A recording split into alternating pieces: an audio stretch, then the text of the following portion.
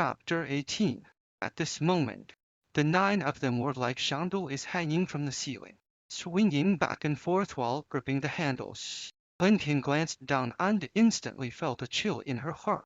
Below them was an empty pit, about 10 meters deep. If they hadn't grabbed the handles, they would have fallen to their deaths by now. Hey, Ryder, hold on tight. Jin noticed that Han Imo was starting to slip and grew anxious. How can you be so weak at a critical moment? Han Imo's facial muscles strained, but his body continued to slide down bit by bit. Jin, who was close to Han Imo, quickly let go with one hand and grabbed his pants, pulling him up.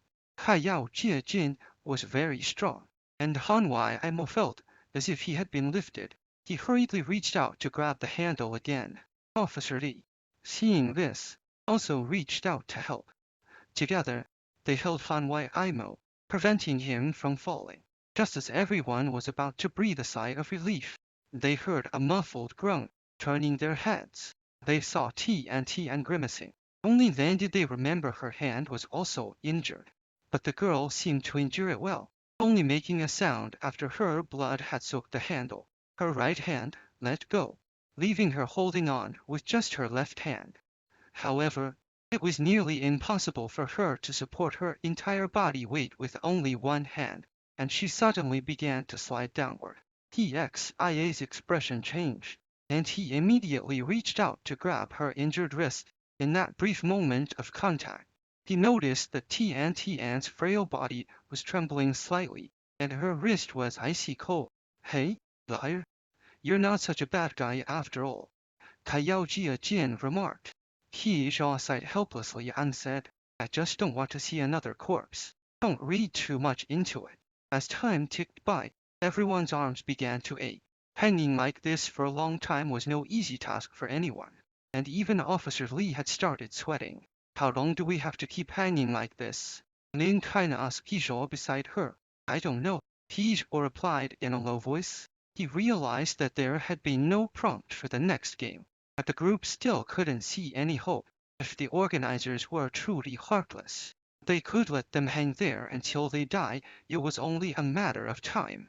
But was there really no hint for the next game? Xia's mind was racing. Could there be some hidden clue somewhere, out of sight? He looked down at the floor below. If there were a clue, could it be down there? He scanned the area. Due to the collapsed ground, a new wall had appeared at the bottom.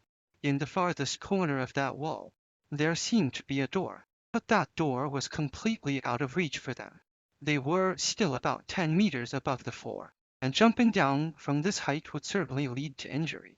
Lincoln followed Xia's gaze for a while and also noticed something unusual. Is that a door? Hearing this, looked down and indeed saw the worn-out wooden door at the bottom. Just as they were sinking into despair, the door slowly opened. A shadowy figure stepped out from the darkness. Pizhou squinted. This person was also wearing a black suit, but his mask was completely different from the ram-headed man's. He wore a massive, dark green serpent mask.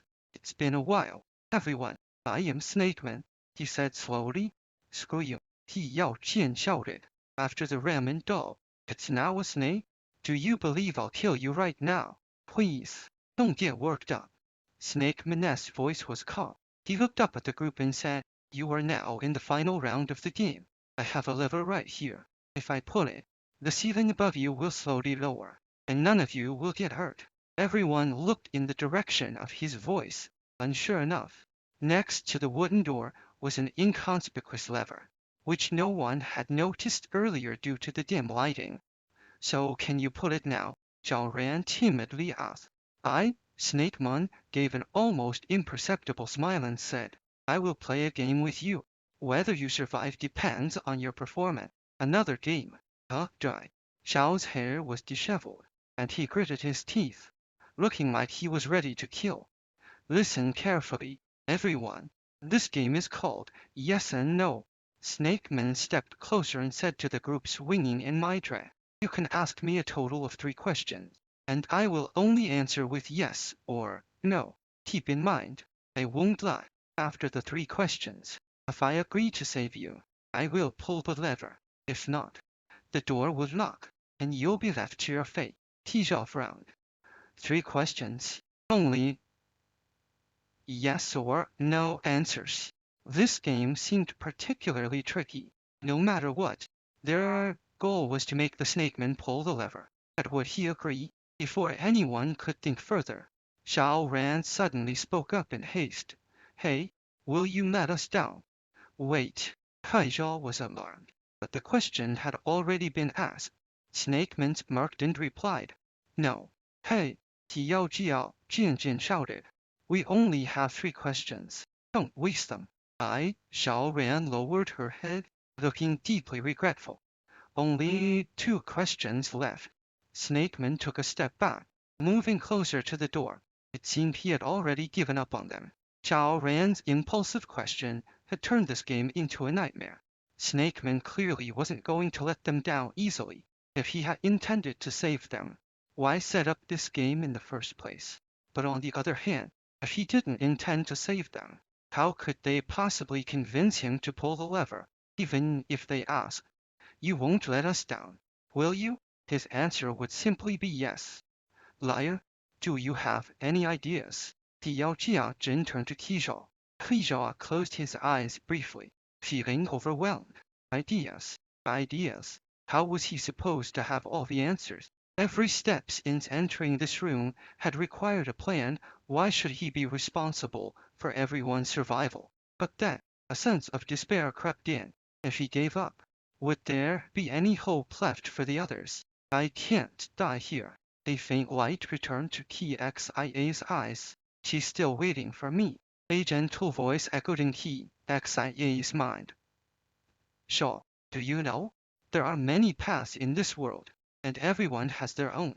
He opened his eyes slightly. His thoughts suddenly became much clearer.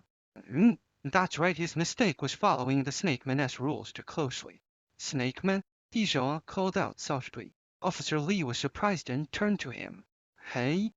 What are you going to ask? We need to discuss this first, or we might waste another chance. It's fine.